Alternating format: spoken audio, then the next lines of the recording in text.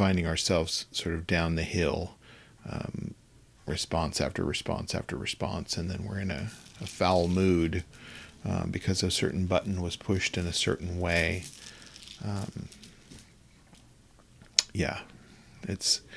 I know that may sound absurd, but it's kind of true when you chase down the cause of your discomfort or dissatisfaction. It's usually not, well, it's never anyone else's fault. It's really your reactions that have gotten you to where you are. So it's not meant to be a judgmental statement. In fact, it's meant to be just simply part of the awareness of what's happening in your experience.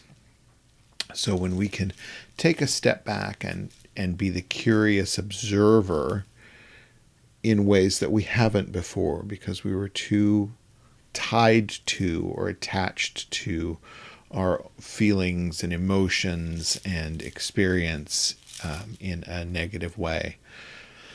So we end up with things like anxiety and depression, which I can speak firsthand about. We end up with migraine headaches, and we end up with addiction, issues, and tripped by a trigger, and down the hill we go. So we mean to be conscious and aware of our own reactions as they arise. If not, then we still have the ability to use hindsight. What just happened a few minutes ago that got me to this point of, ugh, eek, damn, it happened again. So when we can turn around in hindsight and look back and see, oh, it was that thing, it was that trigger, and I'm aware of that trigger, but it's like the trigger, and then we get amnesia and just unconscious response. So when we can even look back in hindsight and see, that's what happened, then the next go round, when that same trigger is tripped, we may be more inclined to see it as it arises. And right there, you're at the wheel, driving on the road. That's the most important place that you can be, because with your awareness, then you can be intentional and awake for your reaction. And you can see that unskillful reaction starting to arise and go, hey, wait a minute. I don't want to end up down the hill again. So I hope that makes sense. So we start off with natural awareness meditation. We did some breath work meditation on Tuesday and Wednesday. So Tuesday was just a balancing breath of breathing into 4 and out to 4. Into 4, out to 4. Very balancing. So it doesn't matter if you're anxious or restless or hyper, or if you're low and depressed and kind of dragging wagon. It'll bring it back up. It'll bring it to that center of okayness. The center is not happiness. The center is not joy. The center is okay. Everything is okay. It's okay as it is. And we can feel that and respond to that accordingly. So we added in some loving kindness and compassion on Thursday. On Wednesday, we added mantra to the breath. So we took the deep breath into 4 and breathing out to here, now, awake and aware. Reminding ourselves where to be, how to be. Then on Thursday, we added loving kindness and compassion for self. I believe that is the key to being a compassionate and kind person, is learning to be so generous with that kindness and compassion to yourself. Get over that idea that it's selfish to do that. Because when you plant those seeds within and cultivate that understanding of compassion, then we, being attacked by a hare, then we have plenty to share with everyone. When the opposite happens and we just are, giving away our kindness and compassion to others, it can feel exhausting. And then you tend to hold close your gifts and your generosity, because it depletes you. When you can grow that crop, cultivate that kindness and compassion within yourself, there's a bumper crop to share with everyone. We don't run out. So we have to learn how to really cultivate that kindness and compassion within ourselves. Yesterday we did some sound meditation, and I introduced a little bit of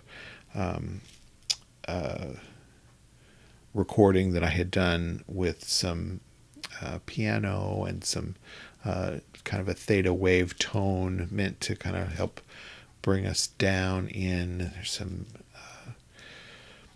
ocean waves in the background and etc. So we did that because sound tends to be our easiest distraction. When we sit down and, there's that thing. What's that?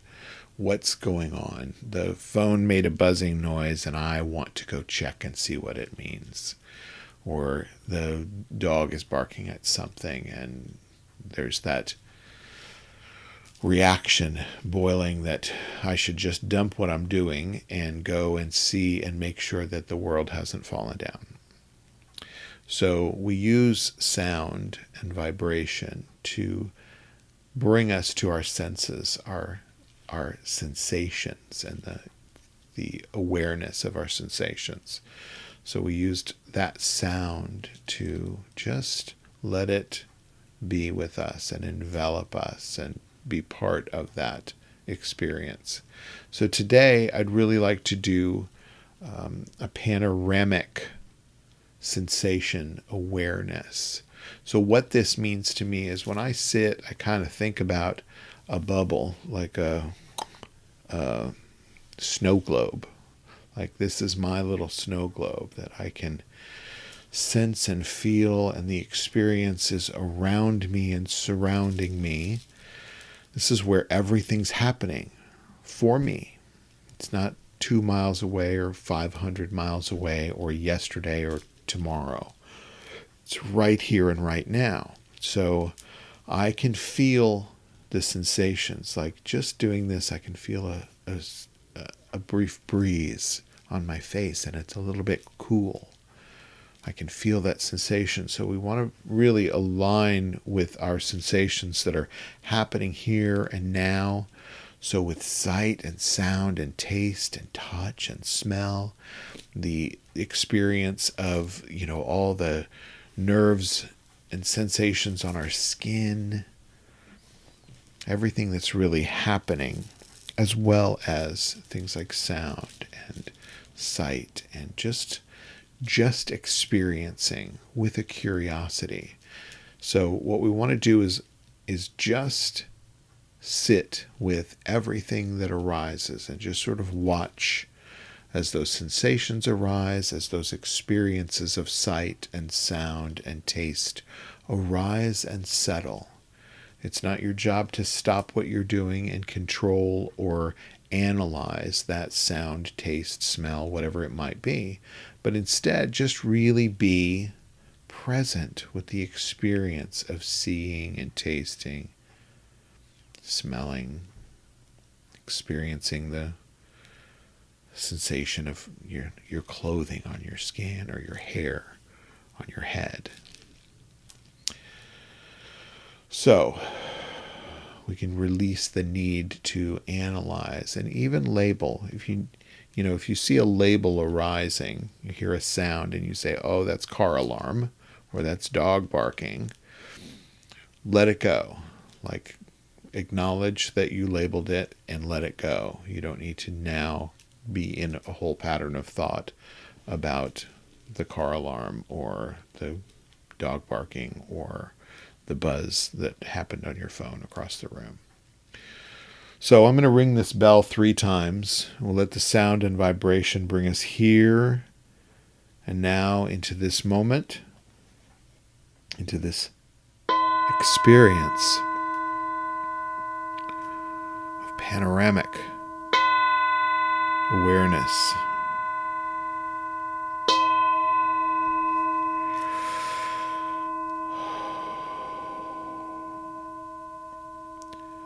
So close your eyes and straighten your spine. Sitting open, relaxed, at ease. Not too tight, not too loose, just right, okay. Here and now.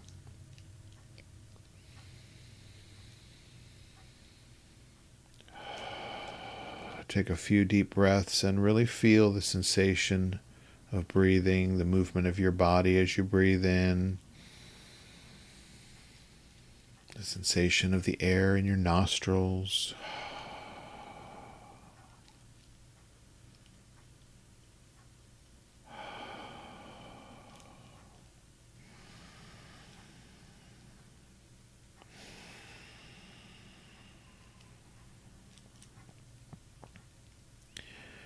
Remember, we can use this awareness of breath and the sensations of our breath if we find ourselves distracted or overwhelmed.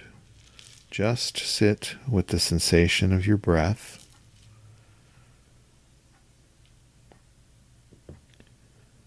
No need to overdo. We don't get points for overdoing.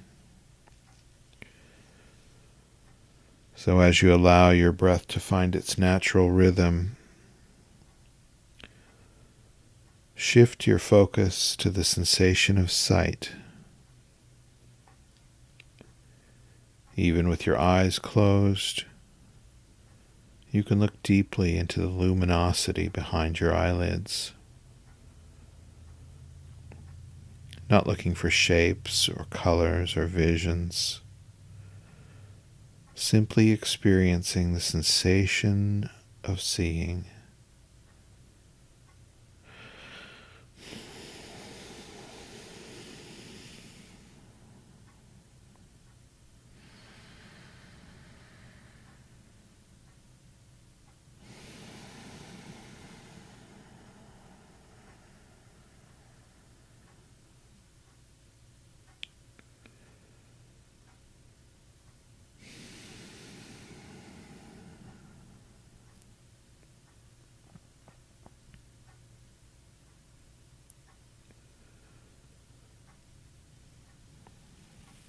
We can allow the sensations of hearing,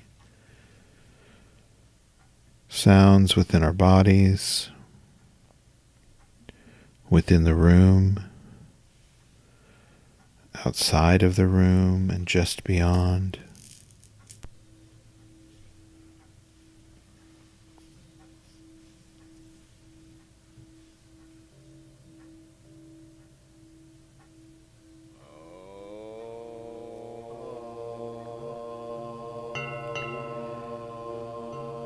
Just allowing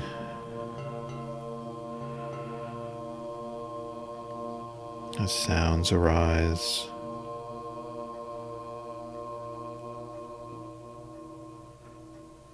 relaxing the need to analyze or label the sounds, and simply rest in the natural sensation of hearing itself.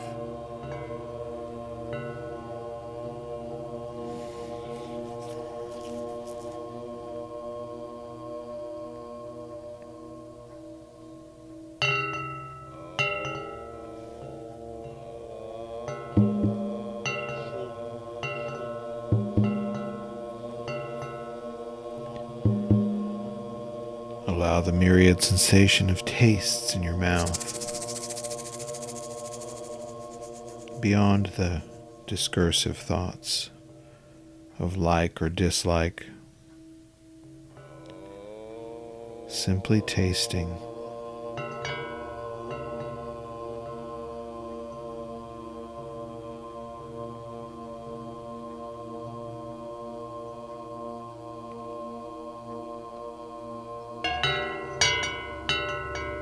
scent and touch,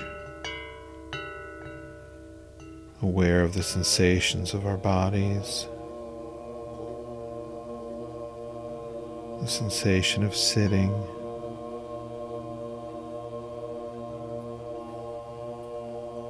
aware even of the subtle sensations in the palm of your hand.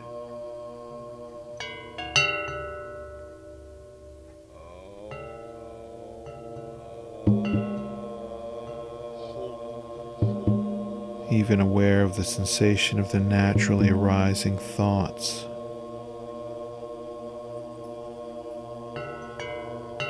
Simply watch them arise and drift and settle.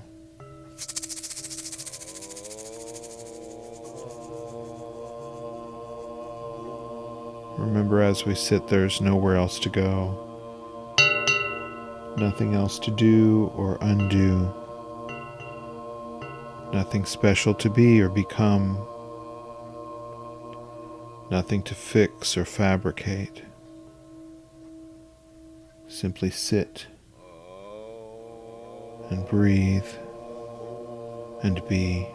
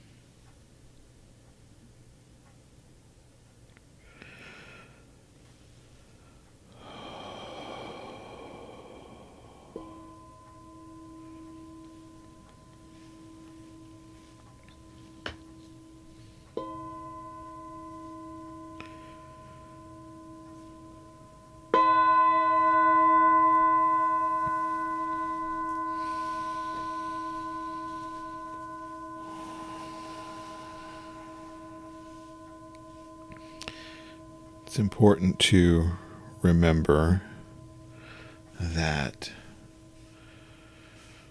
pleasurable or not pleasurable, comfortable or not comfortable, doesn't matter in this meditative experience. It's not about just finding what we like. It's finding our own sense of calm and peace, whatever is occurring. So, make certain that you're not triggering intentionally or unintentionally your reactions without being aware of those reactions. Like and dislike are reactions and not the guide point.